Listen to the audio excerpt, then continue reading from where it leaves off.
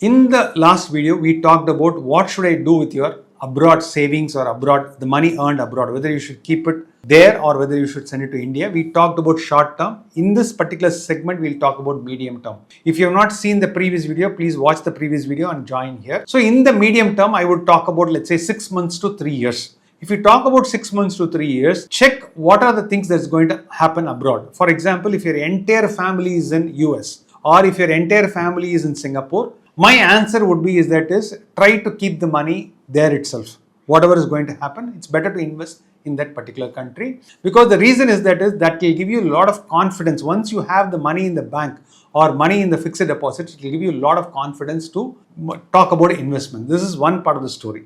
But ensure that the return on investment is much better than the inflation rate. India's inflation rate is about 6%, US inflation rate is about 4%, Singapore inflation rate is about 2%. So ensure that you are generating much more than the inflation rate. And more importantly, look at post-tax returns. What is meant by post-tax returns is each and every rupee that you are going to earn from interest income is completely taxable, whether it is Americas or whether it is Singapore or whether it is Australia or whether it is India. Your interest income earned is taxable. So ensure that apply that whatever income that you are getting, multiply it by post-tax rate, and then see that is the real rate of return that you are getting. So that is the second point. And once you have done this math, whatever is the remaining amount. So now that we have covered short term and medium term, now we are going to talk about long term. So always I strongly suggest that think like when it comes to investments, always think that I'm going to invest for 3 years, I'm going to invest for 5 years, I'm going to invest for 10 years, I'm going to invest for 15 years.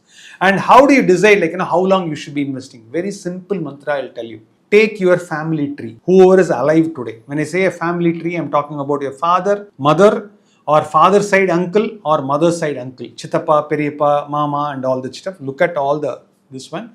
Look at how long they have lived. So if somebody has lived for 80 years and 83 years or 84 years, then you can easily assume that if my father is more than 82 years, the probability of me living more than 75 years is very, very high. So when you do, when you are investing at 30 years, don't go for short term, go for long term investing. In long term investing, you can take a lot of calculated risks.